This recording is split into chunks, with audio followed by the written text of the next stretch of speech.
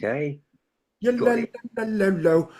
Sunday, August 11th, Sunday live chat. Welcome, everybody. And welcome to special guest today, one of my favorite guests ever, of course, Mr. Edward KaSpel. Nice to see you again, Kevin. Been a while. Nicer than nice. It's weird to think um, that time is just going too fast. So I was just thinking, what, have we not spoken since the Museum of Human Happiness?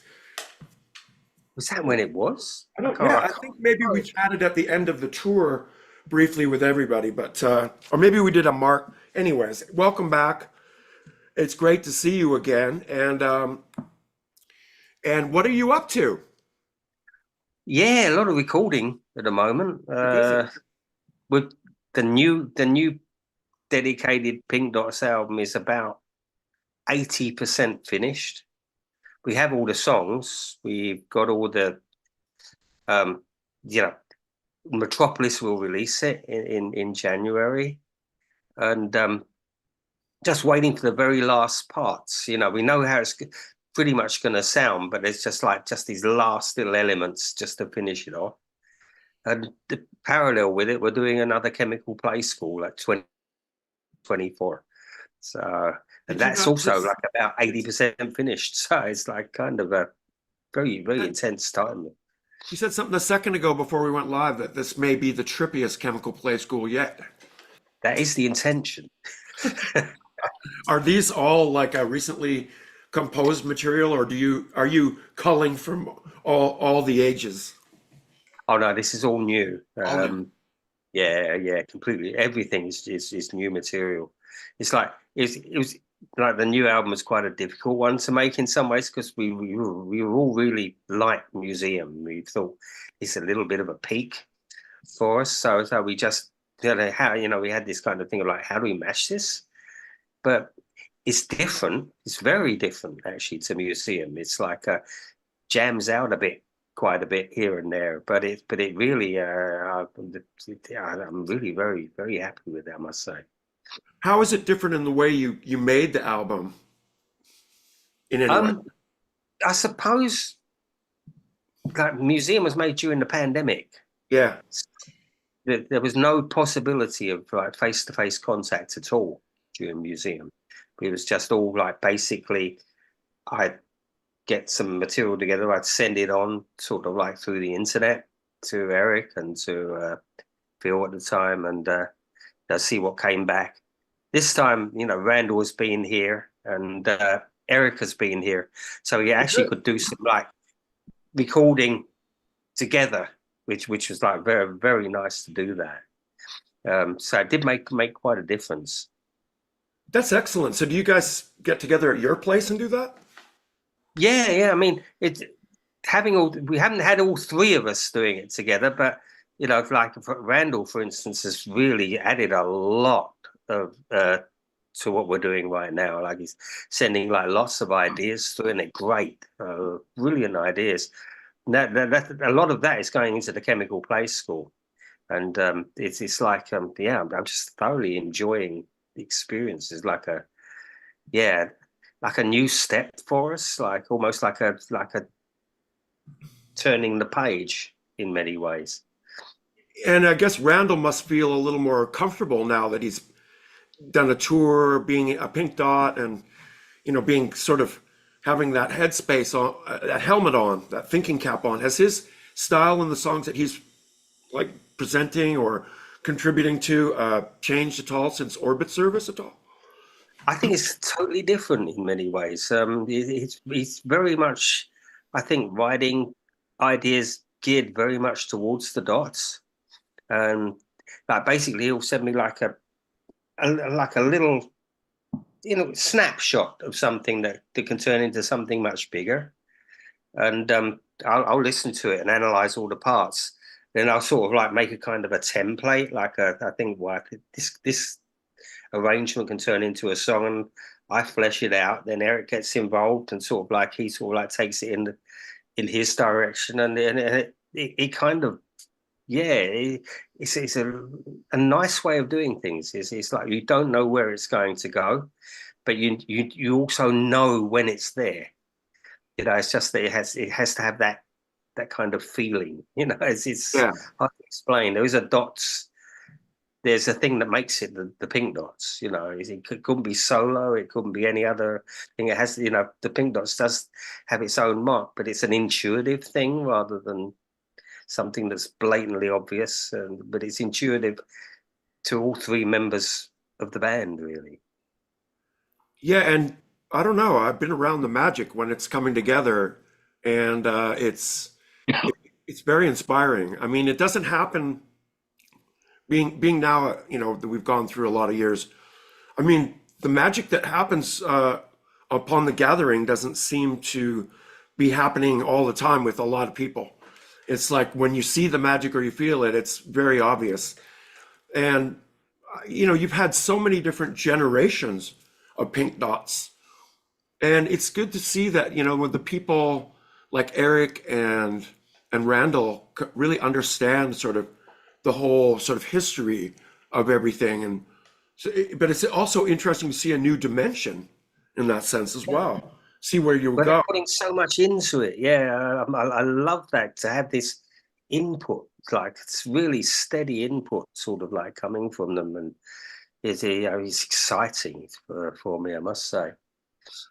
That's great news, and I'm looking forward to it. I'm also, uh, I think you were hinting at the fact that you might be doing some more U.S. touring dates. That's the plan, yeah, and next year in the fall, Oh. yeah, hopefully, as long as the world's still here, of course. But I think it probably will Yeah, be. anything can happen. Depending on what's In going this these time, days. never rule anything out. Yeah, you never can. But But if everything goes to our plans, we'll return. but it's not to say you're not prolific. Also, since then, you've released a couple of projects, Festive 4, and Oh what's yeah, what's that's all the Festive 4? Christmas.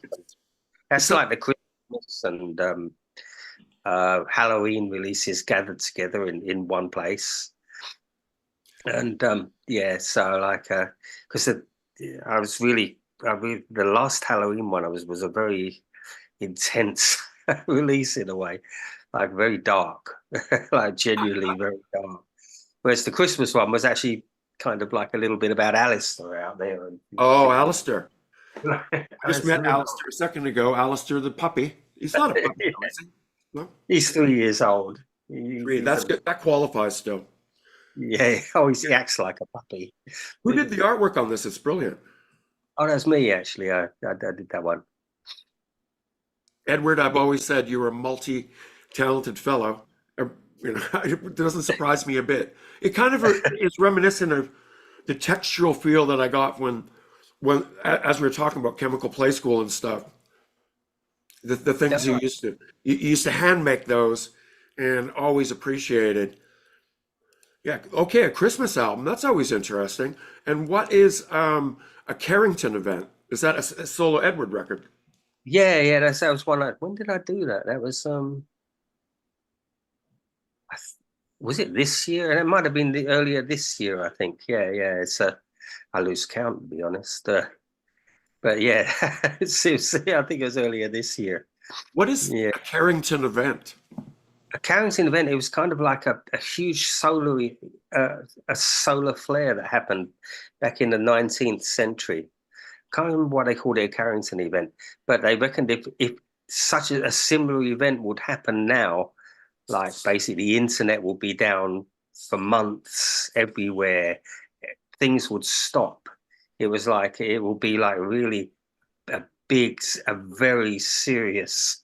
It was called the Carrington event. It was in 1859, and it's just like I read it up and I thought, ooh, that sounds like something like totally out of a sci-fi movie. And so like Would it this affect world power? Would we still be able it to would jam? it would affect pretty much everything. Yeah. It will be big. Yeah, hopefully it will not happen. It sounds like sort of like something that you have painted many times in pictures and stories in your work. through time, sort of like living at the edge, they like on the edge of the cup. Uh-huh. Yeah. I mean, such things they do fascinate me. This kind of stuff. But yeah, it's I don't know. yeah. I always thought Play School 3 and 4 was one of my most favorite uh, things that you ever did. Do you have a favorite when you look back on all the work? When you look over it, is there something that shines out that you think like, wow? Oh, that's hard. I mean, I still remain very fond of Museum. It was it was a huge album for me. Okay, it's a couple of years old, and you always like your newest thing. But Right. that I was fiercely proud of Museum. Um, it felt for me, it had all the power and like I don't know, everything that makes the dots. And yeah, I'm very fond of the record. And quite a feat, as Others, you were saying, yeah, making it during the pandemic. yeah. It's probably the album I've spent most time on because, yeah, what else are you going to do? You can't go anywhere. You, you can't do anything. You really are basically locked. Not it's necessarily in your house, but sort of like to your locality. And because there was just I couldn't fly anywhere or even go into London at the time. So it's like there was a lot of recording done. Staying prolific. How Yeah. the the length of time that you spend on an idea now, as compared to say when you guys made this dots Oh, much dots on longer. Ice. Yeah. This is an absolutely, well, legendary, as it says on it. It's one of my favorite releases of yours. Is this the first actual Dots album? Not the very. It's the first one that was released by somebody else. Uh, Cassette King Studio. yeah. So basically, it was Simon Millward from Metabolist, the band in London, and he ran that little label, Cassette King, and yeah, he was inviting uh, basically demos, sort of like to release a cassette. And it's funny because I got in contact with him and said, we don't want to have the latest rock band. We don't want this. We don't want that. So I said, well, at least listen to it. and, so I sent him it and he really liked it. So, and basically that was the result of it. I think there can't be more than 100 in the world. I've no idea. I don't actually have that myself. Oh, really? I I might have a used second to. one, Edward, because it's one of my, it is, I think, like one of my favorite releases. I'm trying to see how similar it might be to between this and my second favorite Desert Island disc. Hey, what happened to me? Where'd I go? Brighter Now. I don't Oh, know. the original Brighter Now. Yeah. I love the cover of the original. That was Roland did that cover. That really is such an iconic cover, really. Pink Dots Gold. Not that, I mean, so many of your releases just send you off into another solar system. And I think that I always remember that before I met you, and I never in my life thought I would ever form a friendship with you and a relationship with you. It was so weird. I think mentioned it before that I dreamt I met you guys before I met you. And it was That's such right. Yeah, I remember that. any experiences of familiarity, but Curse and the Tower, I hadn't met you yet. So the way that these albums hit me, and then of course the Chemical Play School 3 and 4, um, I think like meeting you was the equivalent of someone meeting like their some. I mean, I think I must have been the biggest Pink Dots fan that I knew. I think you certainly wrote the most intense letter. Yeah. And I remember the little collage at the top where you made a picture of yeah the releases that you had. I realized it actually was more than what I had, even at that time. Yeah, I was. I always have an unfortunate habit of giving away my last. I mean, that's what happened to Dots on the Eyes, and it's like I find, oh damn, I don't have it anymore. So yeah, and I there got was one a for time. you then. Yeah, But ever since then, which is now, believe it or not, almost 40 years. We're going back. I think like I 80. know.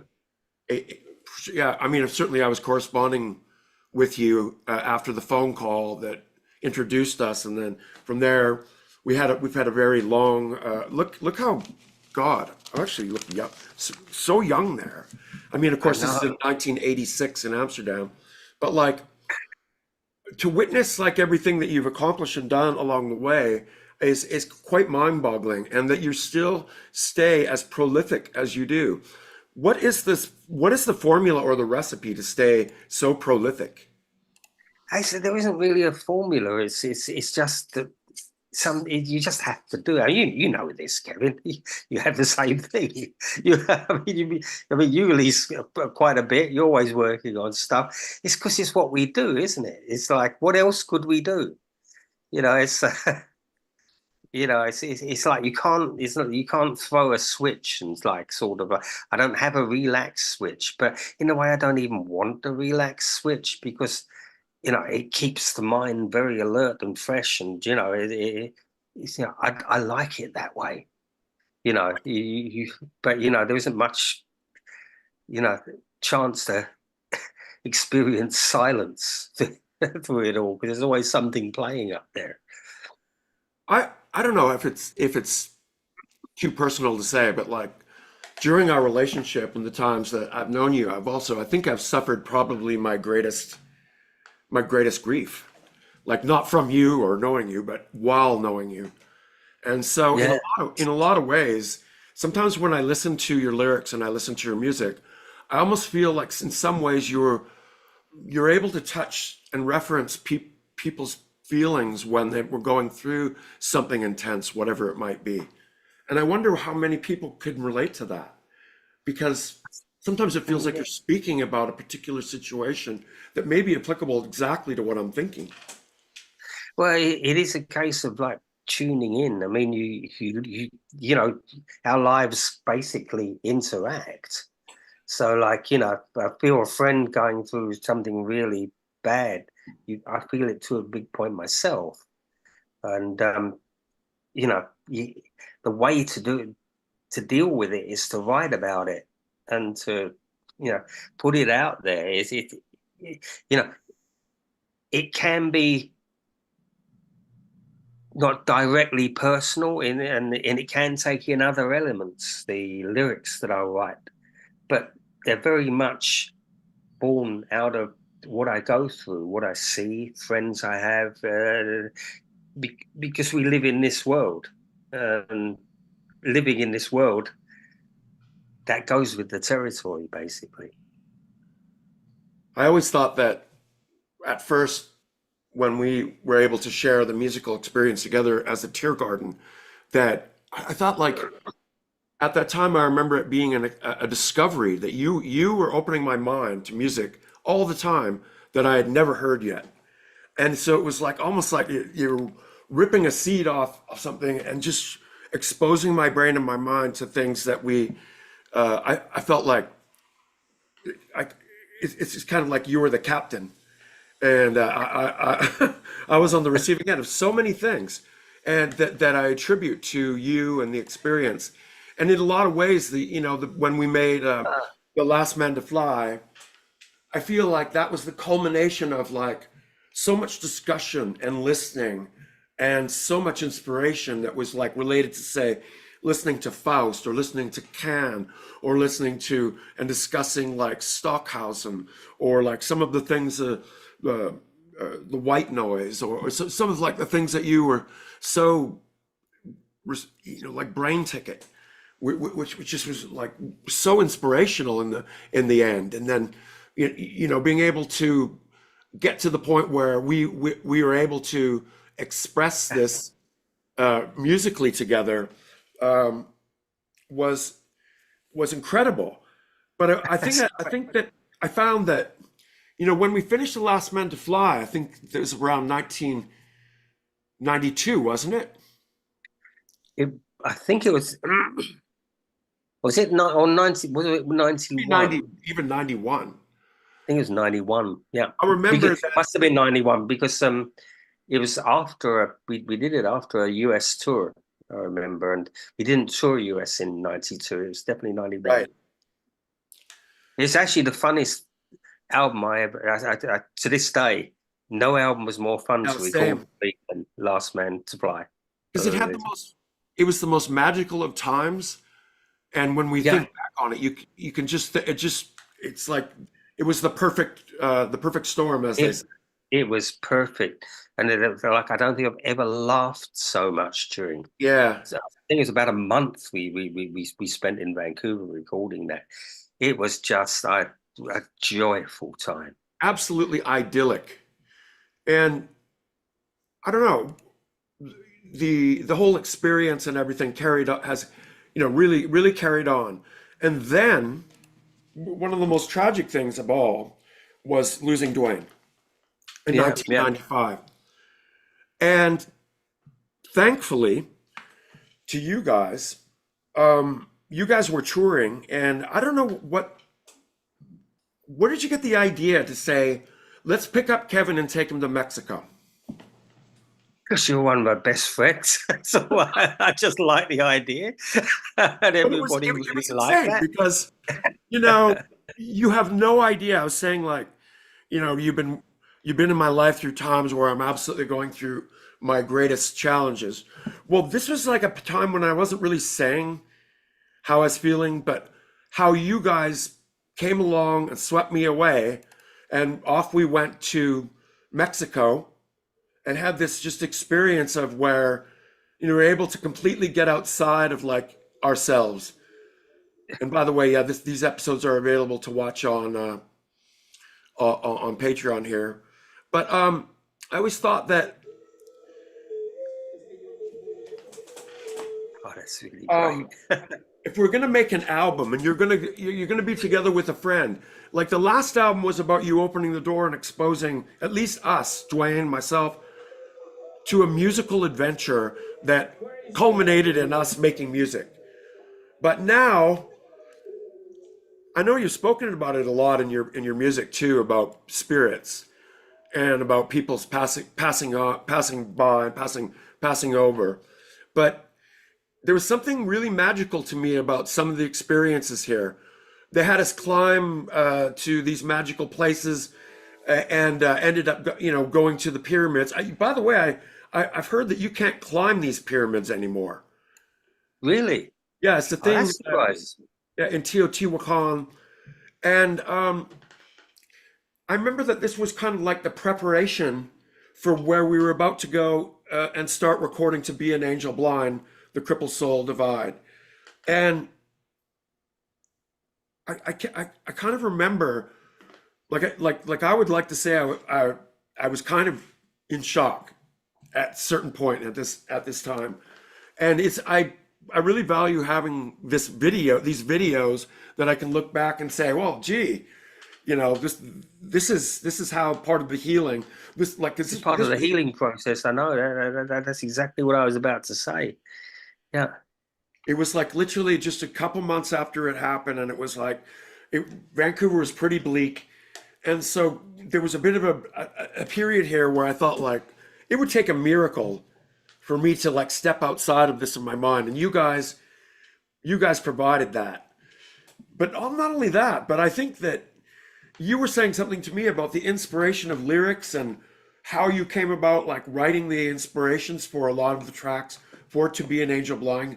You disappeared at one point on this trip. And did you go to inside some ancient ruin and you were writing for a bit? I don't remember. I do tend to do stuff like that.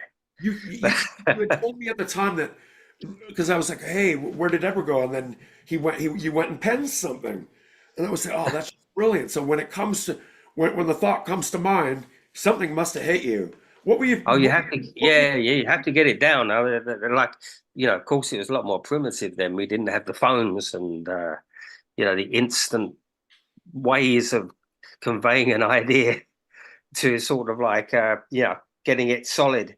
Then you needed a pen and a piece of paper.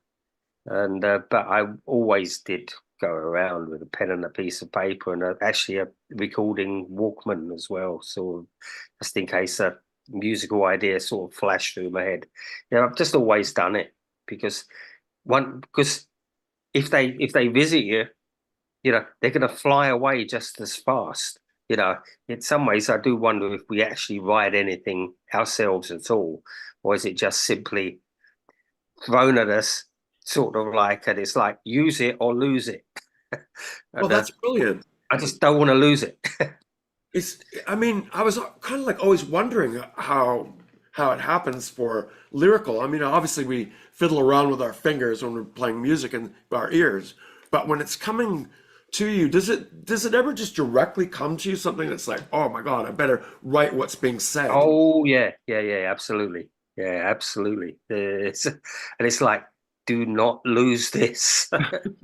That's brilliant. Sometimes it's like you're in the wrong place at the wrong time and you don't have your phone or you don't have something. So like I tend to sort of like hum the idea to myself until I can get to the thing where sort of like I can sing the idea into it, or sort of like just repeat the sort of like the words like a mantra, like over and over again.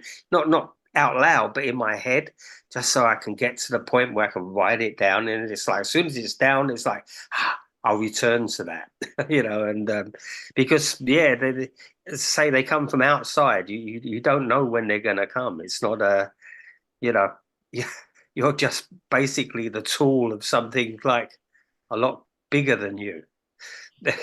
Is this something that you felt early on before you started making poetry or music, that you had this rhyming speaking or rhyming thoughts coming into your mind, that you just knew, okay, I better do something with this?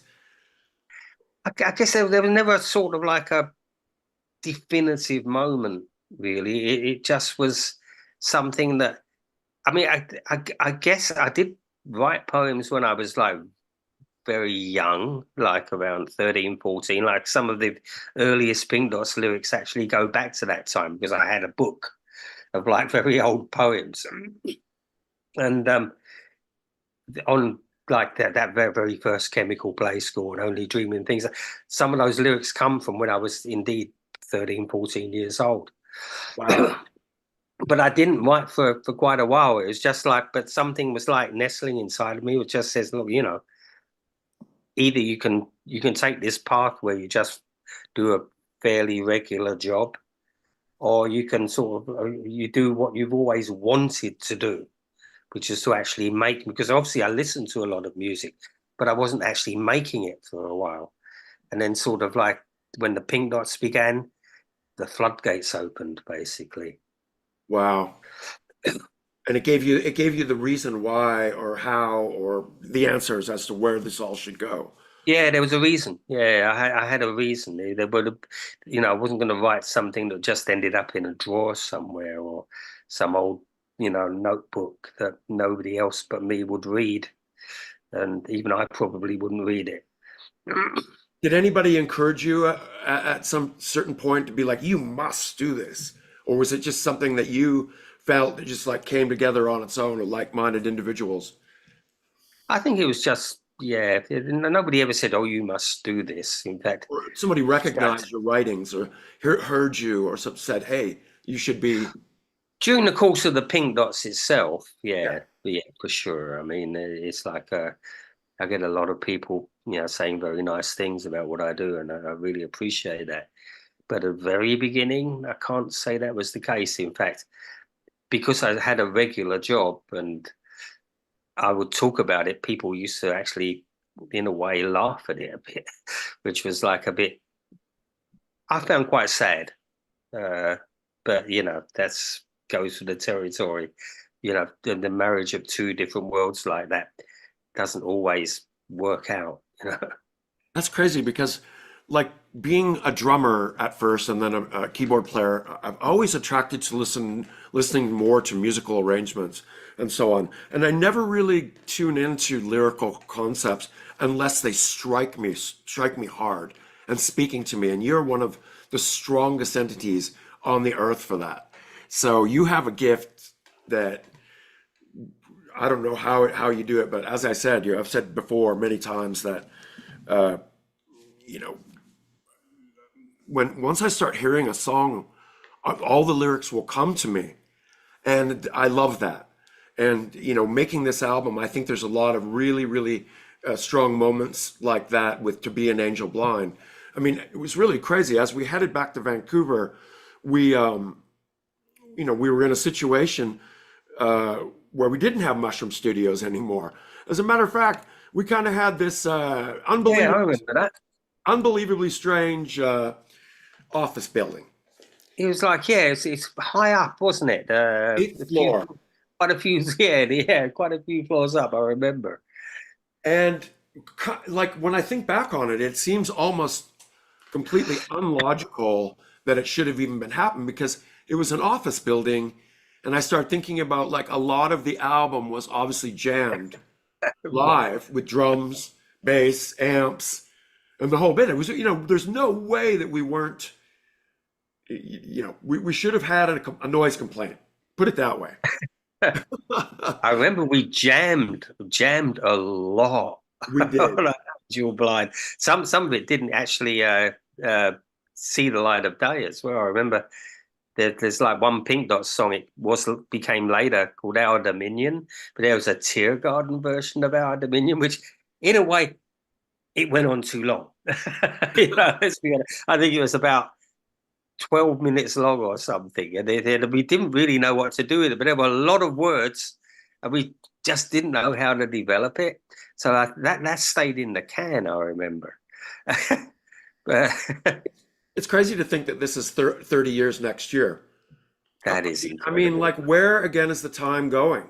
The studio was I mean, I guess it was capable of recording all the things we needed to do, which is we did some good things there. Yeah. When I listen back to it, I listen to the quality of the recordings of everything, and it almost seems that with Fu, Anthony Valsic, as seen here on the mixing desk, and the recording, and him and Ken were the recording engineers, and it didn't seem to stop them from making something that turned out just as good as if we were at the other studio, which is really weird. I know. I thought it. I loved To Be an Angel Blind. Yeah. At the time, I thought, okay, we didn't match The Last Man to Fly. But if you make a comparison, like I think Last Man to Fly, you could say that was our Sergeant Pepper. To Be an Angel Blind was probably our White Album. Yeah. I love the White Album. Absolutely, but I don't think there was any pre-prepared ideas for To Be an Angel Blind, was there? There was a couple that Ascension Day, I remember. Me and Marty wrote that a bit in the like a hotel room in Mexico. That was probably the first idea that came up for To Be an Angel Blind. But we didn't have a lot more. We didn't have much more than that. Like there were little snippets of ideas, really. And some things just happened very spontaneously. I remember. Yeah, Ascension Day was I'm pretty sure that Martine had, the guy is like can play every instrument fantastically, and that down tempo drum beat that he laid down was just, I mean, so precise. I couldn't believe it, and that I'm not even sure because like when it started to be coming together. And then I started to hear your lyrics. I cannot see you now.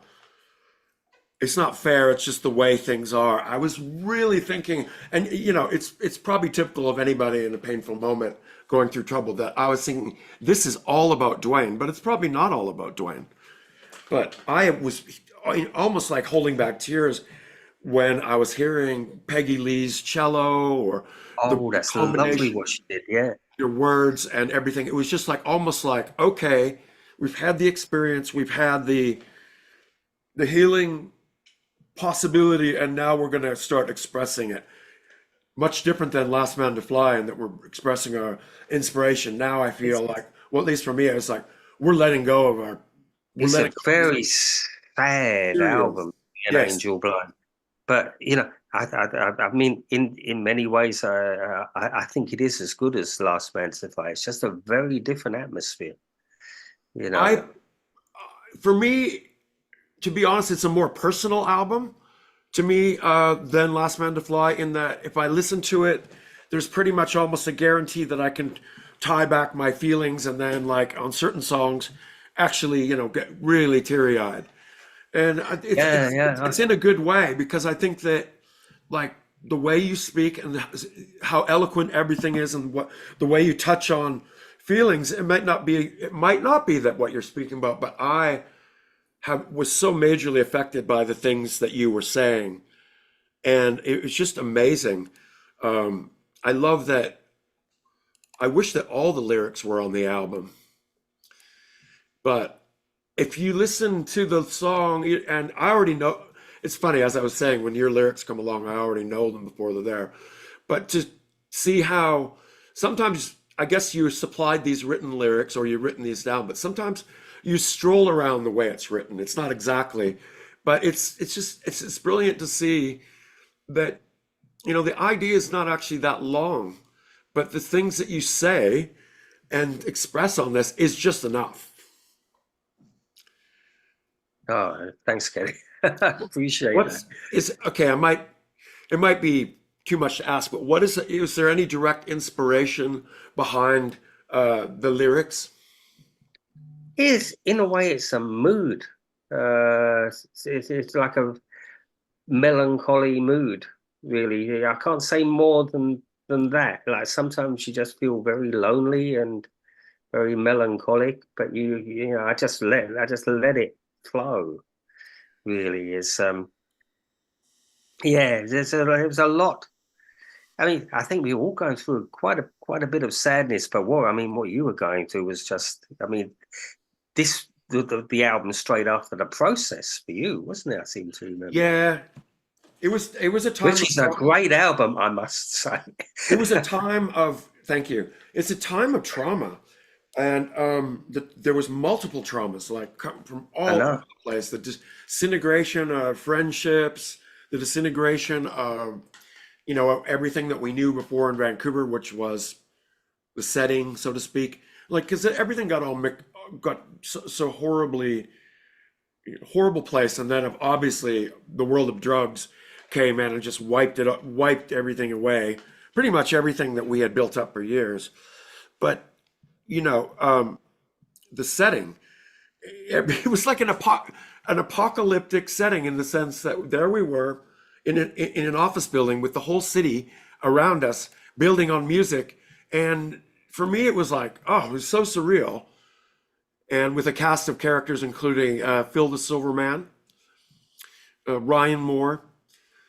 I just think there's something about the way that when Ryan and Phil, Peggy Lee, Yeah.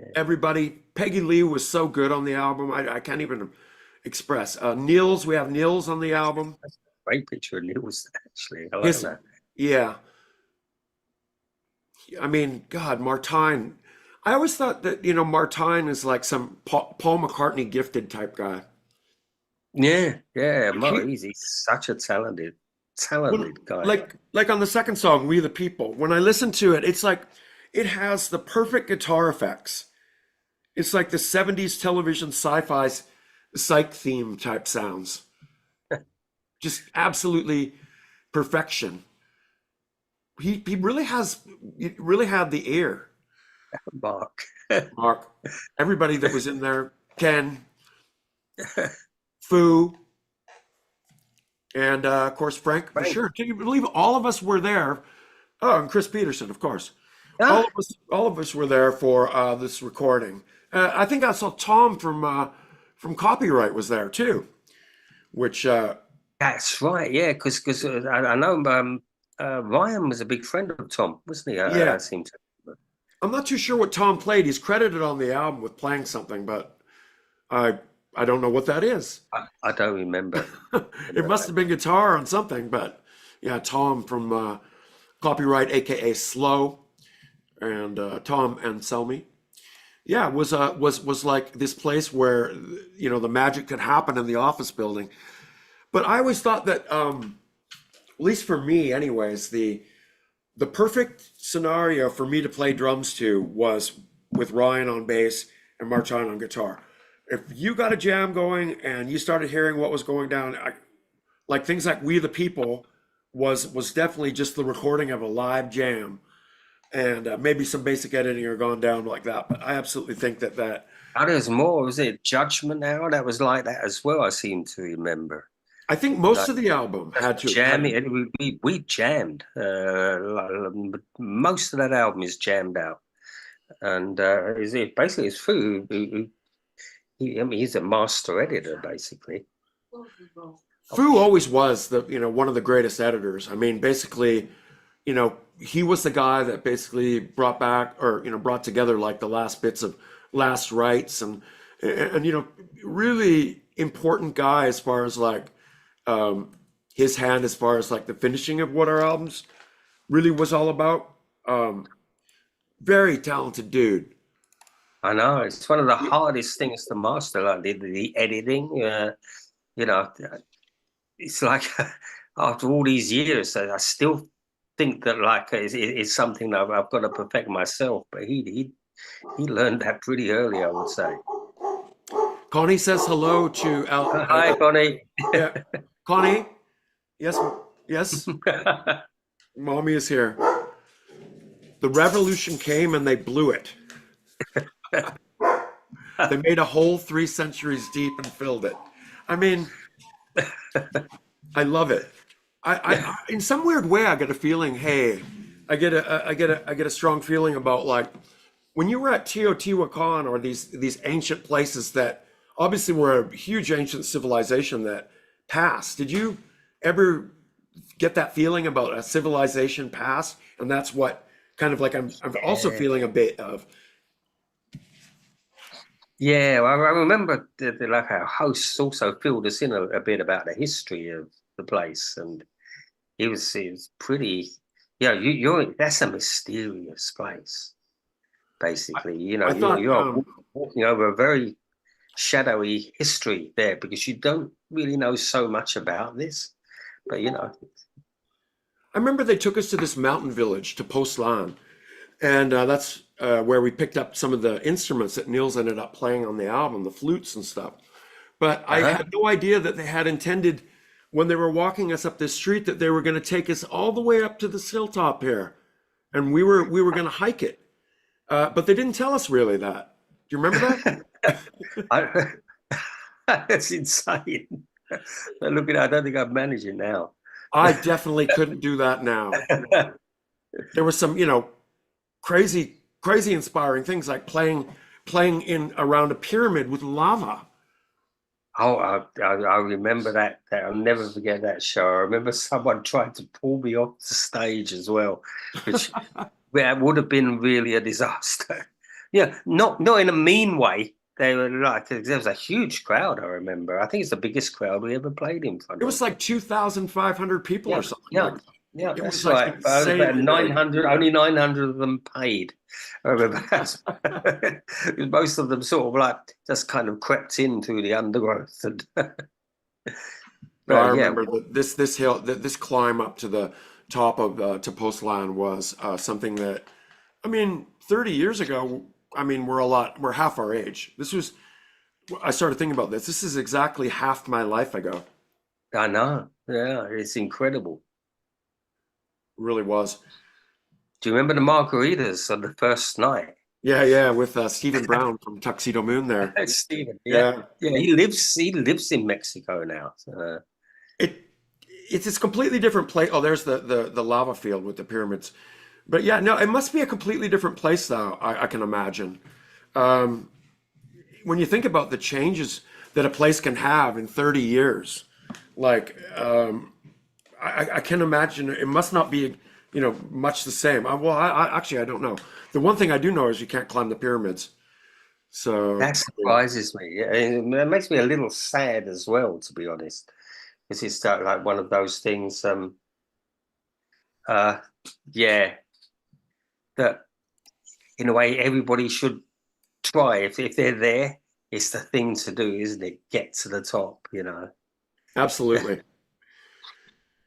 And we, in Search of My Rose, what is the story behind that? No strings, Yeah, no ropes, no obligation. it was a love song. It was a new relationship just And started. As I've been through a relationship breakup as well, very recently at that time, but a new one had just begun, and basically, it was a love song. I think that between, say, In Search of My Rose is like a very hopeful place, but Crying from the Outside is like almost like the song of the broken heart.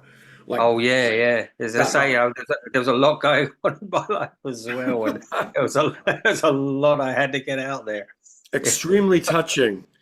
I find that married with Peggy Lee's cello playing almost makes it a recipe for certain tears. Yeah, it's a very sad record in many ways to be an angel blind, I but absolutely, that's its strength as well, you know. And it also finishes in a positive way. That's the beauty of yeah, that. You actually asked me, write a song really about Dwayne, and that was the song for Dwayne. really? Yep. It Wow. was about you in many ways, like to seize the future. Remember, it's like Yeah, it was like that's really trying to get new energy. Like it's and it's about like Dwayne still being there. And oh, that's quite from the outside. Yeah, that's a sad one. I I mean I okay, I can completely relate to the and now I'm floating in a box without a window, so I try leaning on the wall, but it crumbles. So I stumble to the floor, but it liquefies, transforming itself into nothing. I want nothing. Is that so very much to ask? Is that a way of like saying like for me it's like Very, the very. the, the rumination of pain is Yeah, never ending, and yeah, yeah, I can relate to the floating into the in a box analogy as being sort of like this like never stopping rumination and very painful at the same time. Wow, I always thought that that was like because I remember I had gone through some incredibly bad feelings with relationships previous to this as well, just before this. So I didn't know whether to put it to that or to Dwayne. I was like switching back and forth. It was like, one could be for the, one day for this and one day for that. So it can be for yeah, yeah. Which is how it should be as yeah, well. It's like, yeah, like when I tend to write it, it tends to be like I try to be universal. You know, I don't want. I never sort of like make it so personal that sort of like I hear it like later on and it's just like, oh Jesus, I want to sink into the ground. I wish I hadn't written that. No, they really, tend they tend to be universal because they have to be. Otherwise, it can tear me up so badly. Like there are. It doesn't mean to say I don't slip into that. Sometimes I do, but there are certain songs that sort of like if I hear them, I cry. Actually, well, one is a tear. One is You and Me and Rainbows.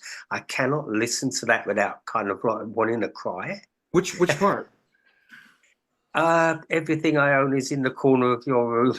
It's Yeah. covered with a sheet just like it died. Wow. Is that is it's interesting to know which ones actually touch you in the manner that you can hear it and also be affected. It was because that You and Me and Rainbows was such a enormous. That was on the that was on the tour that we did. Yeah. The 1987 tour, which was such a completely mind blowing. I mean, I wonder if I've even got over it now. It's like I never ever had anything like that in my life before. I never, yeah, I I still think about it. It changed my life completely. It changed everything. I think it was that unique, though. It's Yeah. not, there was not like any other tour that you could say, well, that, gee, everyone was like that. No, there was because of the times, 87, and then also you were taking on something that nobody had really ever done at that time, and that's like playing on stage as a one-man show to a fairly large audience. That was kind of like, the biggest challenge of always opening for Skinny Puppy was people having patience for whatever that might be. And that was so challenging. So at the also we had a super powerful acid trip together on that journey. I think I, I've only done acid a few times in my life, but that must have been one of the most, I earmark it with that experience. And I kind of get the feeling that the same happened for you, where it was just like, my God, this was experience is kind of documented on You and Me and Rainbows in that manner, isn't it? You could say that. I thought that was like the moment that kind of like pushed the tour into the status of like this, this will never be forgotten. Yeah, no. Yeah. Everything about every experience. It's like I've never experienced such highs and lows in such a condensed period of time as on that tour. Like the lows were so low. It's just like, it's just like, oh, will I get up Well, off the floor? The highs were so high, it's just like, I want this to go on forever. It was, so far out of any experience I'd ever had. I mean, we toured as the Dots, but never had that. And it was, of course, also my first experience of North America. Really, okay, yeah. I've been to Vancouver and Seattle in 1986, but this was seeing, the whole continent, city by city, and and it was new ground for Skinny Puppy as well. I remember because we It was like going to only our Austin, we second. Cannibal Club, can you believe that little club, which and people were just like, what's this? Now, Dallas was great, but in Austin they were like standing back a bit and not really getting it. And over Houston, I think there was like 40 people or something. It's like, it was so new. Yeah, it was very new. And yeah, I mean, even for us, I mean, the times we couldn't even say that certain parts of the world where we were traveling, like in America, had yet had that type of music yet. It was like you could tell when we'd roll in, how new the environment was for what we were about to do, by a lot of people to be like, wow, look at that. You got some I can't remember what they said. There's something funny about the equipment. It was like, you got some drum machines on the it was like, And what is that? yeah. What is that thing? What is that? Why you get up your ass and play? You got some guitar? I don't see any guitar. Psycho 9, I remember was a big time jam, and it kind of breaks into the classic Nine Lives sound, kind of like tying together. It was the first time with Neil's saxophone on a Tear Garden song, That's right. Yeah. and was definitely more of a jam. I absolutely love that. Do you have a favorite song on the album? Uh, I might be listened Ascension Day. Might be Ascension Day. I do love Ascension Ascension. Day, yeah. I think there's some really, really heavy duty moments with Wings. Um, okay, the cripple soul divides. It's not the crippled soul as Nice. mistakenly No, written. that's a very weird thing that the label did there. It's just like, why did they do Yes, that? because it's Canadian. It's just straight up Canadian. I mean, okay, grammatically they might be right, but that wasn't the point. Yeah. It's like, See, so what would be the difference in that case between if it was a crippled soul or the cripple soul? well, one is basically a place, and one is an entity. Oh, an entity. Yeah. That makes perfect sense. Yeah. So, folks, realized that there's no D in cripple, uh, either in the lyrics. The lyrics are also printed that way too. I noticed on the sheet that it Yeah, says the crippled soul divide, and I'm like, yeah, wait, nothing to do with me. It's like I believe me took that decision, and yeah, that had I, to have I was a bit shocked when I saw it. You know, did somebody ask you for the lyrics or did they dictate them? I can't remember. Yeah, I must have written them down. I can't think that I would have dictated them. Well, I thought, or someone deciphering them from the album.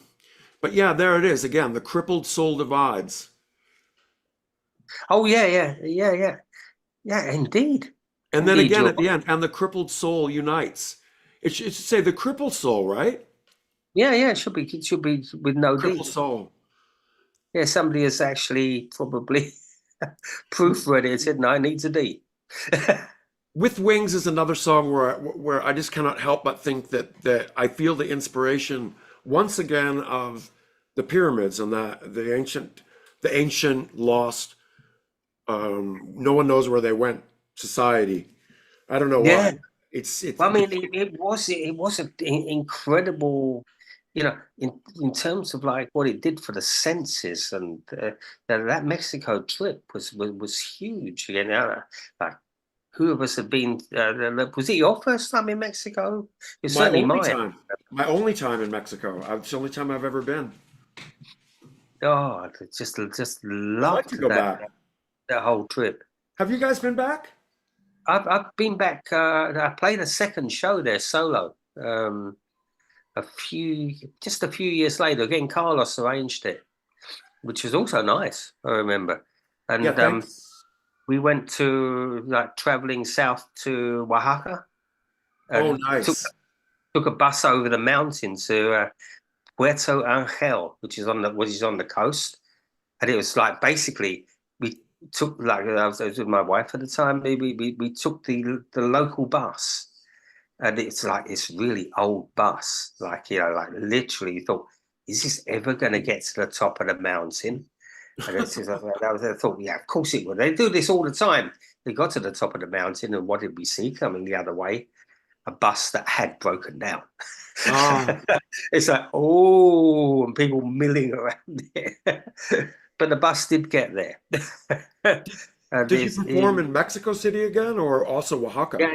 yeah, Mexico City again. Not on the pyramid stage, I seem to remember. It was just Yeah. yeah, it's another festival type of thing. No, it's yeah, it's I mean, it's a magical country. I I just really want to asked. go back there. I must say, it looked like it was going to happen, but then the pandemic happened, and kind of it didn't. I really love on the fact that because you guys were touring um, on, I really notice on With Wings the greatness of how Martine's. I was able to play Martine's drums for the song, but Martine's drum kit. There was something really magical about this little kit. I don't know what it is. It was like kind of didn't seem like the most expensive kit, but this is the kit that was used on most of the songs on To Be an Yeah, Angel. And this thing sounds so good. I just don't know what it is. It's the same kit from Nine Lives to Wonder. And so there's something for me, anyways, the tone and the experience of playing with you guys was, very similar to when I was able to join you guys in Holland on Nine Lives to Wonder. And that, just absolutely, I was like, okay, here we go again. In 1993 and then 1995 again, having that great feeling of the experience of the connection with you guys. That was pretty special, I have to say. Judgment Hour, we pulled the vocoder out. Won't you shut yeah. up for a moment? I need to hear the future. I mean, come on, that is one of the greatest lines ever. Any special story but with Judgment Hour? Judgment Hour. Yeah, it's a little bit like yeah, my life at a certain point. Yeah, we never know what will happen, but like, along the way, all these things. I think it's great that, we're able to actually make albums that we can like go back and listen to years and years later. I don't know, for you, is it at all like a postcard in any way? Yeah, it's true. It's very emotional to listen to a lot of the older ones and things. It's incredibly emotional. I don't do it often, because it's so emotional. Like I listened to Curse the other day for the first time in actually, oh no, I suppose in a couple of years. Because I listened to it when I was like making a remaster, but that was more like work. But I listened to it as a listener, and it was like, whoa, it is something so like it messes with your soul a little bit because you hear how you were then, and it can be a little hard to take, but it's worth it. It's something therapeutic as well, I think. It's interesting when you can get far enough away from a recording that you hear it as a listener. Um, Yeah, Sometimes, like, I'll hear a song and I mean, it's hard to say that you forget, but you forget it, and it's at that moment it's kind of cool that you can almost like judge it because like we get inside the music and it's almost as though we hear and feel every bar of the song and we know it that well. And then I always find that, like, okay, afterwards it's really fun to listen to an album under that scenario where you haven't heard it in so long that you're hearing it as a listener. What did you think of Curse? Curse. I actually really enjoyed it. Yeah, I'm surprised. I mean, it probably was my favorite of all the really early ones, I must say. But I felt like it really stood up. Uh, I didn't expect it to, but yeah, it really did stand up because I can be very harsh with myself about sort of like earlier works, thinking, that's immature, or listen to that mistake or that mistake, or yeah, those words are just not expressed well enough. It's not getting across what it should do, and things like that. But the curse actually delivered, and I was happy for that, I must say. I'll never forget the mix that Pat Birmingham sent me of all the songs of Curse edited into one song. Oh, the Shed Sound sampler, wasn't it? Yeah. Yeah, that is brilliant. Like, I mean, when he sent me that, because you guys had kind of been notorious for having sections that break so dramatically, I actually thought when Pat first sent me that this is you you were it's your new album to come. I said, "Oh my God, the Pink Dots are making I think it was like 8 or 10 minute long piece of all the songs, but actually it really works." I thought, like, this is Actually, I love it, but I didn't do it. It was Pat that did that. it's a brilliant edit. I don't know if is that ever Really been brilliantly released? done. Eh? Has that edit ever been released? Only as a promo tape. Again, I don't have it. Only on the promo tape. Well, that Yeah. that that says that it's probably pretty rare. Oh, it's I very would think rare. Yeah. mega rare. New Eden. I think New Eden is my favorite song on the album. Oh, that's a Only sort of because optimistic song, isn't it? it's That's really, conquering. It's, yeah. it's it has a conquering feeling. It has a feeling of stepping above and out here in our new Eden. It's almost as though you've risen above and you're yeah you're rising above. It's almost like the phoenix rising. And Well, that's the how, I mean, in a way, that's important. You have to have the balance. It can't all be so down there. Otherwise, you know, you're actually digging a big black hole for everybody who listens to it to fall into as well. You need, I am an optimistic person ultimately. I have to have that optimism there too. It can't just be sort of like all the way down there. I mean, it can go quite down there, but you know, I need to see the light from the tunnel. I love that section. We've learned from our mistakes. This time round, we'll make things better. I won't throw that stone. I'd rather send a letter. I mean, Oh, Edward, you're always my favorite writer, poet. You always will be. It's just simple things like that right there.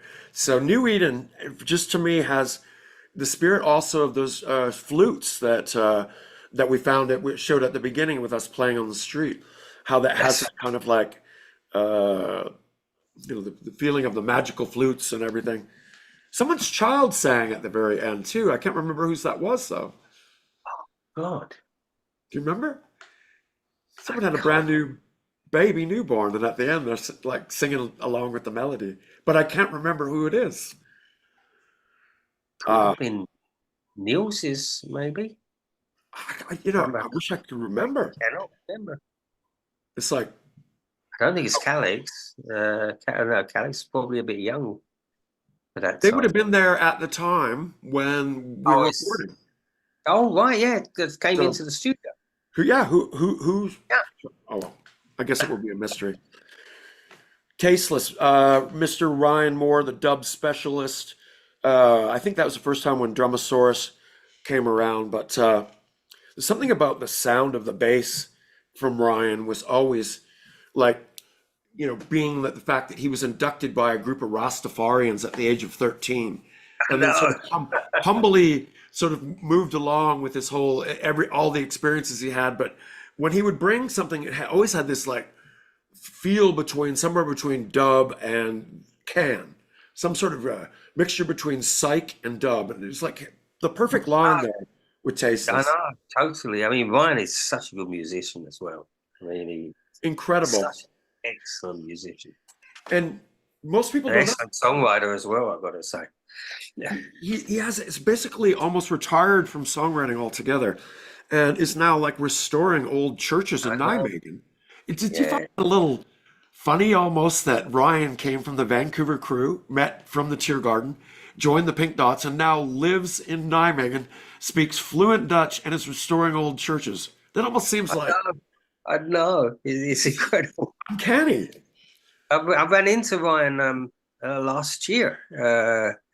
It was just as we were going on tour, and I went to Nijmegen for a day. I was actually staying with you in the south, and I was walking down from the station, just like in the middle, and there was like, who's that skateboarding towards me? Like, What? He was skateboarding? it was Ryan. It's like, Incredible. wow, it was brilliant. So, like a lot of stories were swapped right there. That's the place to run into him though in Nijmegen. Nijmegen kind of reminds me of Vancouver only in Europe in a weird It's way. a lovely city. Yeah, It's a great small, everyone energy. Yeah. see each other and stuff. Scully asks if you recall the Tree Frog song. Yeah, I recall the Tree Frog song. Do you, So. Edward? Remind me because I have. Oh no, but yeah, I recall the title, the Tree Frog. I cannot recall the song itself. There was a song to it, and Scully's like, "You guys had better remember the Tree Frog song," and I'm like, "I don't know if I can recall it." Scully, I But come on, apologize. Scully, you recall it to us. Come on, you Scully, do it. yeah, you could sing a version of it and send it to us, and then we'll be reminded. But I don't remember. I do remember the title though. Cyber Spider. I think that was the Cyber Spider a Silverman idea, a Phil originally a Phil idea, and I know that the melodic structure came from I think maybe Can't remember. Can't yeah. remember. I think that's the song that Spivey, Tom, and Chris and everybody jams out on. Basically a Madhouse jam. Oh yeah, because Mark was in on Yeah, that, wasn't he? I yeah. Mark remember that. Spivey came in with his Right. setup, and Yeah, Chris had he's his setup. We had to utilize the whole crew on one song. So that I know. I just was really like when Mark gets going. It's brilliant. It's like Cyber it's Spider. something else. Malice Through the Looking Glass. I kind of get the concept of this as being the concept of a peaceful death Yeah, or the yeah, desire maybe. for one. Am I? I mean, It's this another is one of from listening yesterday. I loved it. I listened last night and, sort of like write down my thoughts about what I feel about, what my takeaway is, and what I always thought. But I absolutely love the feeling of uh, of the isolation in my Malice Through the Looking Glass's lyrics. Yeah, I mean that's Snowblind, I can't basically what find it my is. way back. It was like a picture in my head, basically, that was just, yeah, had to get down there. Again, a very pretty sad song. Uh, Absolutely. I think we did have one day where we had a massive snowfall in Vancouver. I can't remember if that was during a session or not, but I remember we had to walk down the center of the street and not on the sidewalk because the snow was that deep. It was like literally up to our waist. Maybe that wasn't with you, but that was. Uh, Sometimes when you say stuff like that, I'll get a vision of like Vancouver just like completely like just full of snow. I kind of like those moments in a weird way, but yeah, yeah, me too. Me too. so uh, I don't know. I thought that again there were sections in there that where you were channeling exactly the way that I felt. So there's a desolation to the song, and it was completely a moment where I almost felt like I could have been possessed by the song. And I went to the SY22 and I started to just play, and then somehow the tape started running, and it ends up being the SY22 solo at the end with the organ. Do you Well, remember that? that's yeah, I'll never forget that. Actually, the way you played that was it's like, we were all watching, I and it's remember. like the jaws were just dropping. It was just like it's Even I was it, watching though. it was just one of the. I just couldn't believe what I was seeing. It was a moment where I felt like kind of possessed, or maybe like overcome with the emotion to the point where, what, like how sometimes I don't know if you play the keyboards or solo or something like that, but you're not But I looking at said the it. note. You're not looking at the note and saying, "I'm going to go up to a D." I No. said it. I said it before. It's probably the greatest synthesizer solo I've ever seen. Thank you, Edward. I mean that. I stand by that. And It it I was not alone in, it in thinking that. it just I think Ryan had said something about how he felt like he was going to start crying or something like that. Yeah, yeah, yeah. Yeah. We were all like, we were just shocked. So it's just like you poured so much into that like It was a it complete became moment of like a pain being channeled, physical. Yeah, it channeling was. pain. And so I'm so glad that it was captured because it's not something that I think that is something that's cognizant. I think that is something that, as I said, I was watching too. I just felt like it was just straight out of the heart. So Yeah, it's I'm thankful that it's sometimes when you make a song like that and you capture something like that, that when we're improvising, that you'll say to yourself, "Wow, that's where did that come from?" I don't know. But I think like I only played keyboards a couple of times on the album, this and the next song, The Phoenix. And The Phoenix is again my favorite topic that you speak of, and that is ghosts. I love how you speak about oh, you, spirits as an entity that is uh, in the room, or you know, um, like our first meeting. The first thing I ever asked you about was a lyric on the Chemical Play School 3 and 4, where it's like, "He's here in the room. Can you see him oh yeah, now?" yeah. I knew it was going to Yeah, be that yeah. one. I was like, had gone Passing through over, isn't it? passing Yeah, over, had yeah, just gone through the death of my mother, and I was like thinking, like, my God, I was like, if anybody is like speaking to me about spirits and spiritual like awareness, like it was a serious question when I asked you that. Have you ever really seen a spirit? Oh, I believe I have. Yeah.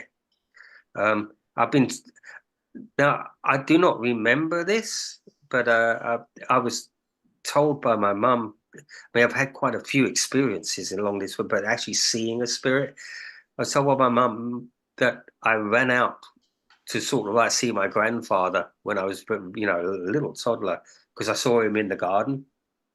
and like shocking everybody because he died. But I have to say that he had appeared to everybody in the family at different moments That's unbelievable. in a very gentle way as well. I mean, I have had a lot of experiences along these lines, That's but incredible. it's not always about seeing someone. It's about something that has happened, something that couldn't be but was. It's yeah.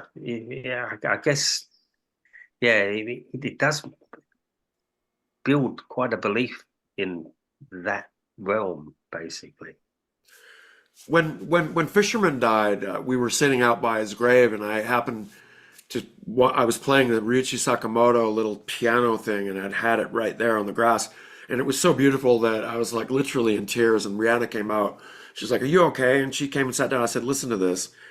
And then she looked up into the sky, and she just started Oh, crying.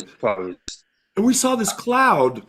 There was a three-dimensional shape of the cat's face that was like, I mean, it's hard to express how real it looked.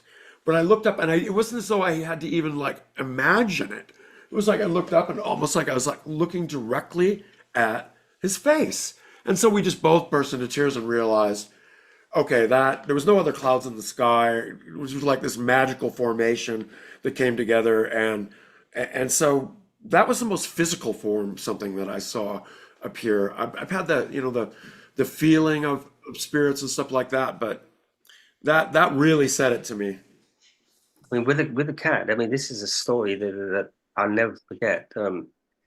I guess I was around 8 or 9 years old, and we had a cat called Ginger. I absolutely loved this cat, and Ginger died. And I'd been out with my mum, and we came back into the house and went upstairs into like what was my mum's bedroom. It had the door was always closed. I opened it. There was Ginger sitting on the arm of a chair. And this is all I remember from it. My mum looked a little shocked and simply closed the door and never spoke of it again. God. And I actually, before my mum died, like about a year before, I spoke to my mum about this because I wondered, did I just dream that? Because so I Right. remember this so Yeah. vividly. And I spoke to her about it. I said, look, did that actually happen? And she said, yeah, it did. So I said, why did you close the door? And she just said, I just couldn't handle it. Yeah. I mean, what do you do? Yeah. You know, I mean, I would probably be scared. Yeah, because there's no way a cat could get in there, not Yeah. another cat. It was him. He was Yeah. like absolutely there. Absolutely there. Wow. That's brilliant. Well, seize the future. I don't know. What do you think about like passing away? Do you believe in afterlife or any of that type of thing? I mean, yeah, I believe that everything there is, you cannot conceive of non-existence. You can imagine sleeping. You can imagine sort of like unconscious, sort of a lack of consciousness, but you cannot imagine non-existence because you do exist. And and that means you will always exist. And Consciousness, everything yeah. will always exist. And because it exists. I don't believe in nothing because what is nothing? You can be in the middle of a desert. There won't be much around, but there is everything around. There's the air that you breathe. There's the sand beneath your feet. There's the cloud in the sky. Basically, it's like a constant sort of like moving of atoms and particles and things. There is no such thing as nothing. And how it translates the point of death, who knows? But I believe, yes, I do. As they say, I believe there's something there. Deep in the corner of my eye, I swear I saw a curtain rise. I can't be certain. Could it be that I'm seeing what I want to see. Is that Yeah, possible as well? that's possible as well. But Yeah. you know, the older I get, the more I suppose I want to believe. It's, like I'm not a young guy anymore. But I like to think that you're seeing what your intuition and what you're tuning into. There's no way you're going to be irrational at those moments. When you see your cat sitting on the edge of the chair, you're not being irrational by saying, that's something that really happened to yeah, me, it's something and that it's you when you see cannot forget something, you can never forget that feeling. And Um, there were, I mean, when my mum died, there were messages immediately that sort of like, I just don't forget that. Very, very ever. strange things happened. Sort of, but in a gentle way, like she was. And, not in a way that will scare me, but in a way that will give me like hope and comfort me. And it was like one after the other. Yeah, death is challenging. Probably the biggest challenge we have to face, it seems, overcoming and moving on and moving forward. And that's always been my biggest challenge, anyways. Yeah. One thing I always loved about this album is the cover. Steve's cover. It's It's one of my favorites.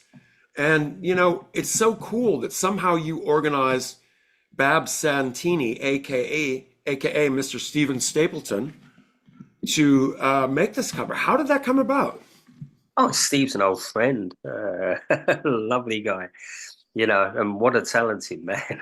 Yeah, Steve is just I remember that there was several of these pieces, and then somehow Network only utilized, a couple of them, but some of them were just, oh, it very well should have been like, a gatefold and with a booklet and everything. I have no idea where those images went, but if there's any release, like this only came out on CD, and the thing I'd like to see more, I would love it to see this on vinyl.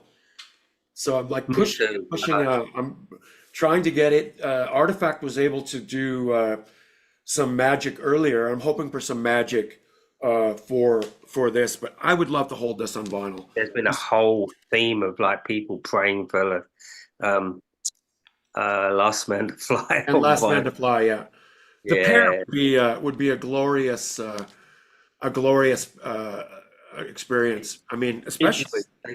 these albums deserve it. They do need to come out on vinyl. I mean, I don't care who releases them, but let's see it happen. I agree.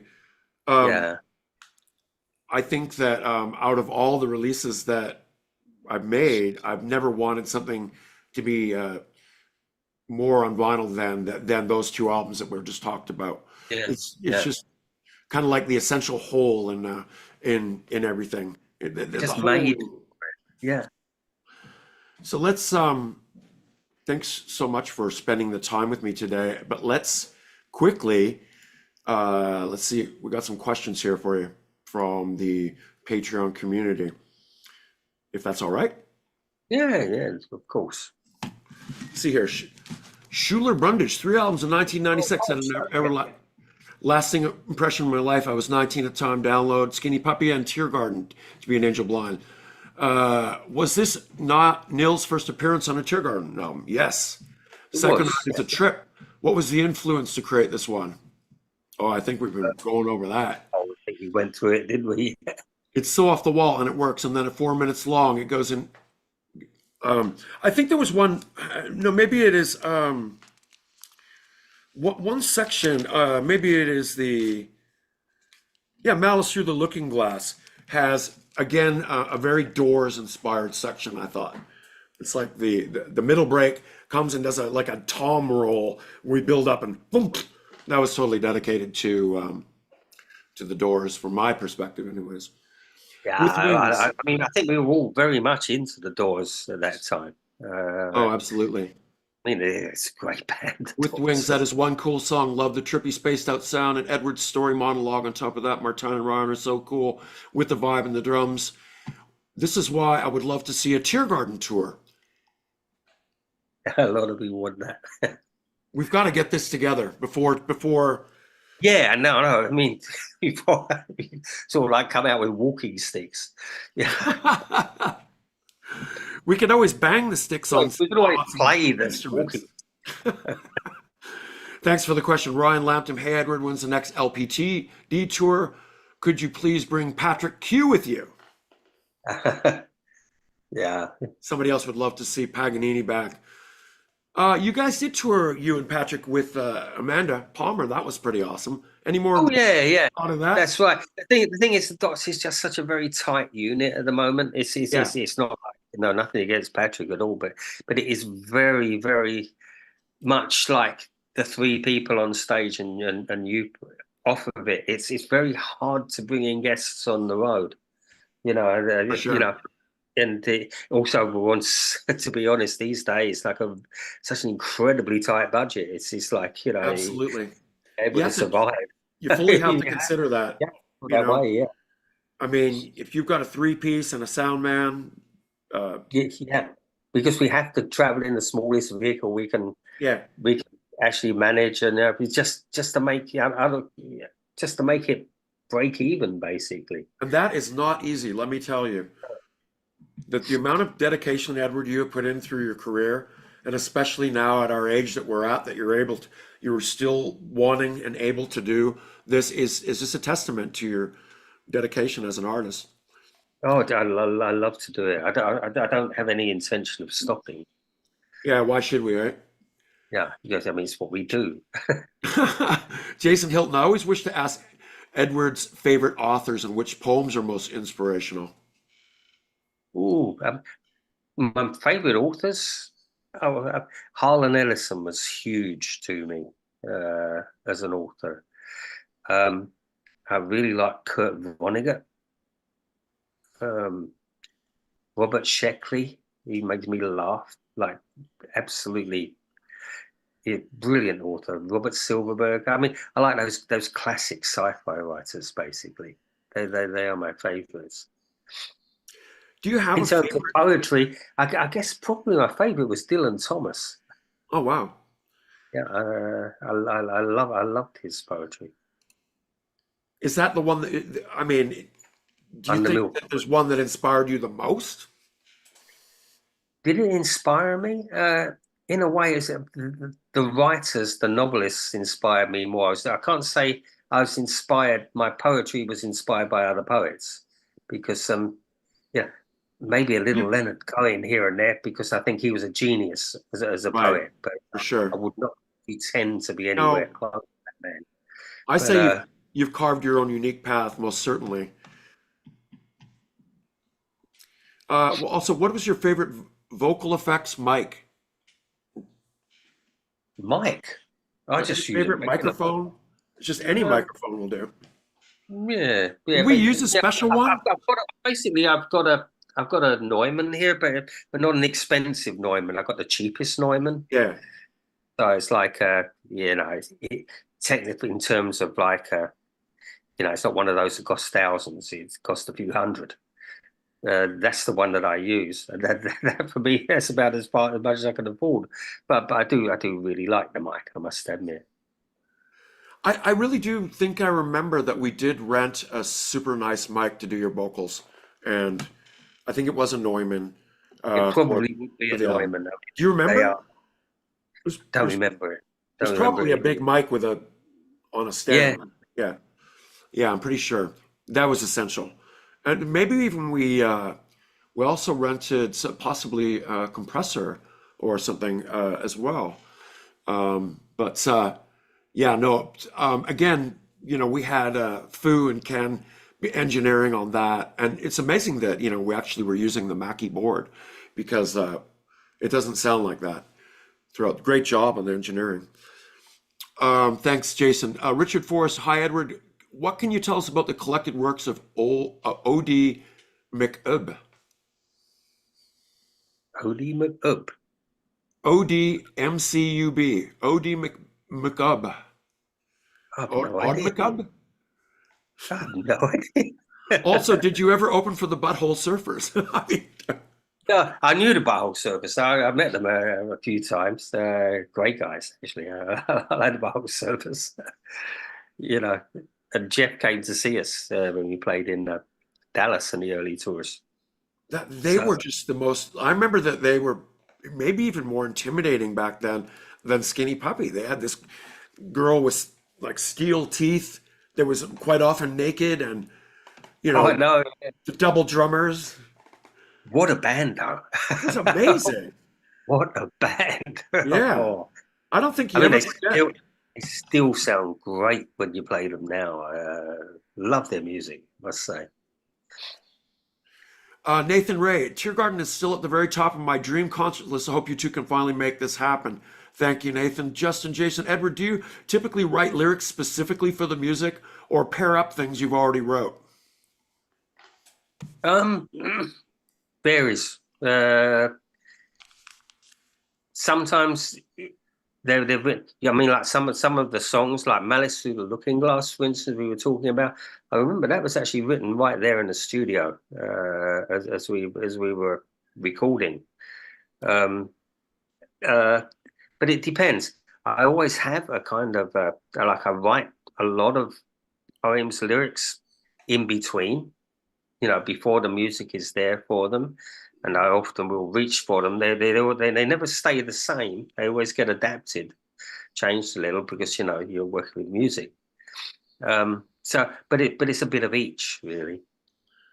I think New Eden is quite amazing in the sense that how your poetry lyrics match with what Martine's guitar line is, which is kind of like more of like a pretty semi-irregular, almost country-esque type of passage that Martine was playing, and your vocal just fits seamlessly in it. I was going to ask you if you had pre-written that with a thought idea of when you hear the right rhythm from Martine, whether you pull that one out, but I it just can't remember. it just I can't happened that remember. way. Yeah, yeah. That's awesome. William Pugsley. I remember when the record rep gave me To Be an Angel for review, I was writing for Hell's Baby, local Vancouver zine. She had attached incense sticks to the CD, and I put them in the jewel case hinge. So whenever I took that CD out, it smelled great. That's Awesome. brilliant. Brilliant. Thank you for that. Belladonna Tropa, hey, how you doing? Hello, Edward. I know it's not a Tiergarten song, but Hotel X was a deeply influential song on me when I was a child. I wrote the lyrics on everything. I taught myself the piano keys to play constantly and sing it whenever I could.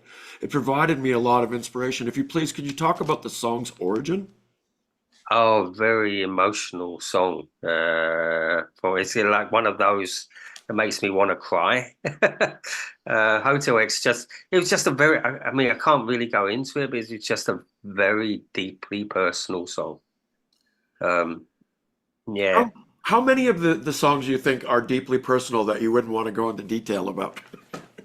I mean, it's not there's anything shameful about Hotel X. It just was a very. It's a sad song. Yeah. That's for sure. It's another one of those that almost makes you jerk. The tears are sort of like beginning to flow a little bit when you hear it. It's also like the Yeah. actual the chord progression and everything of that one is just like really. It's just like it's a weeper. But Go ahead.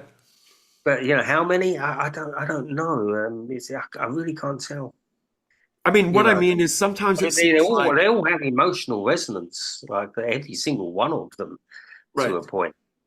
But Sometimes it seems like you're able to write from a fictional point of view. At least I'm guessing.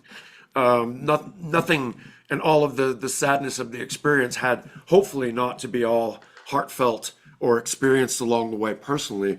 I mean, I think that no, I mean, some are very sort of like they're long yarns, like something like Citadel, for instance, is a song we played a lot of lyrics to that song, but it's a story really. It's not an emotional one for me. It's just like one that goes further and further out there, and sort of like with its message at the end. And there's quite a few like that, and they're more like cerebral sort of exercises rather than emotional things to me. But yeah, there are the emotional ones. They're there. I mean, Hotel X being like a really serious one in that respect. I always love the storytelling you do when you're on the road, when you get to that point of the set where you get the story. Have you ever thought about making a book of all those? I mean, there was one book, Love and Light, Loud Colors, a Kiss, and did. Um, in a way, I've written probably more since that book came out than what came before it. Time for another. I guess probably it's like, but the thing is getting the time. It's Yes. like a lot of people say, "Why don't you write a novel?" Well, yeah, I'd love to, but I don't see where I'd get the time. And time Yeah. gets shorter and shorter. It's like, oh, there's still a lot to do. You seem, I don't know, it'd be great if they could just develop a program where you just dictate into it and just do it that way, because it just seems like you have an never-ending flow of the ability to just tell very interesting stories. And so, maybe that might be something that we'll always hope for all these things. Yeah, you're always scared that they'll dry up though one day, and that fear always sort of like, I don't think so. it's like it's like, oh, please don't let that. I In mean, the, I've had those moments where I think, has it stopped? But usually it hasn't, which I'm kind of pleased about. But it's real when you have that fear, it's real. And but as soon as you start writing again, then it begins to turn into a snowball. It's I sort guess of that's the like cure rolls. then, is Yeah, because whenever you get insecure that way, the cure is to go down and just start doing something.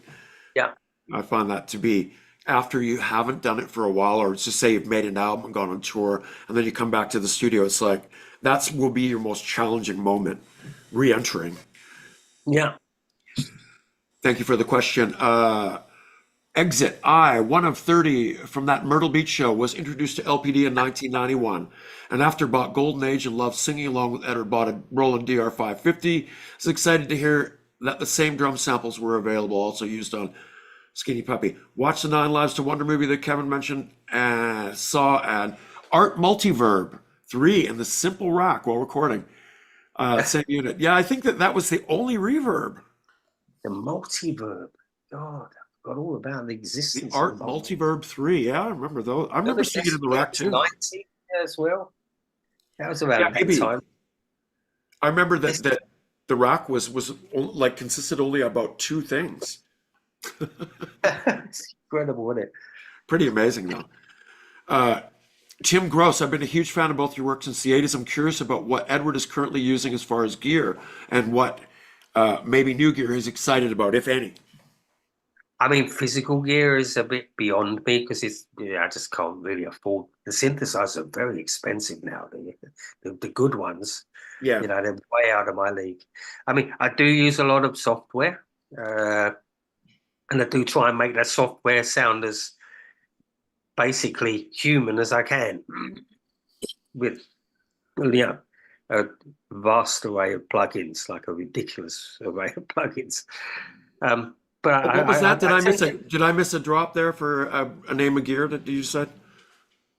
in terms of like, I still got my old Beast that I still play quite The a lot. CS30. I'll show you it. Yeah, I'll show you the new space. I've actually Did done you taken the one space and moved it. Here it one of our is. friends, Omar, just found a CS30 in Tokyo and he bought it. Oh, really? I told him that you were probably that's like goes right back to the beginning of the Pink Dots, right? Oh, it does. Yeah, yeah. I still have sessions What was on the it. other synth there I next to it, love this. Edward? Hey? What's the other synth Oh, next to it? that's a little Korg monologue. Oh, I like those too. Those are great. Yeah, yeah. It's got a really good sound. It's got a very And good sound. and it's I've really got the really fun what's to play. the Arturia one? The what's it called? Can't think of the name of it. Freak? The one with the rail on the keys. Yeah. I think it's called the Multi Freak or something like that. That's it. Yeah, yeah, Yeah, something like I that. love I that think one too. Pro Freak or something like that. Yeah. It's very intuitive. The one thing I notice about the two synths you have, I have both as well, and they're super intuitive. That's the thing. Yeah. That's what's the Oh, most yes. important thing about having an instrument these days. Oh, It's you do have to sort of like, I do have to have my little sessions. I mean, I love those little corks, you know, the little things. Yeah, the monologue, what's it, what they yeah. call? I'm really liking the new teenage engineering boxes that just came out. They're called the KO11, and then one just came out called the Medieval. And they're pretty cheap. They're not expensive. I think they're like $299 or something, and super fun, intuitive like the show, like things you showed me. But that's what it's all about these days.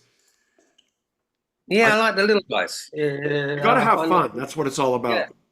It's also space you know, that's I don't have that much space, so that Yep. setup is perfect for me, really. I think we've covered all the bases here today. Yeah, the W30 is a classic, I would say. Is it the W30 it's called, or it's not the SY30, is it? Oh, I used the W30 for ages. Yeah, yeah. Yeah. Roland is. It was like one of the early samplers. Right, Um, yeah. that you could make kind of these really weird loops and all different elements and things like that. I I went crazy. remember.